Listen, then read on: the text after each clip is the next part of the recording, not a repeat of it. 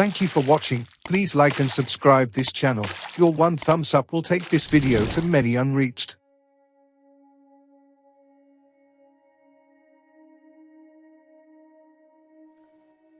स्तोत्र 87 देवाचें शार राष्ट्रांची माता.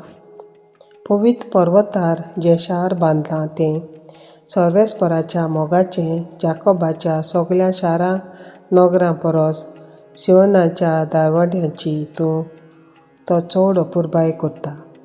तुजे व्हडविके विशीं जायतें ताणें सांगून दवरलां देवाच्या शारा. म्हाका वळखूंक बसतल्या मोदें राहाब आनी बाबिलोन हांव लेखतलों, तशेंच फिलिस्तिया, तीर आनी इथियोपिया हे शारांक जल्मल्यांत म्हूण लोक वळखतलो. पूण सियोनाक सगळीं माता म्हणटलीं, कित्याक आसात तितलीं शारां तिचीं बाळां. ताणेंच भोववट्या देवान सियोन शार थीर करून दवरलां. पोरजांचे पट्टेर सर्वेस्पर अशें बरयता, अमकीं अमकीं पोरजां हे शारांक जल्मलीं.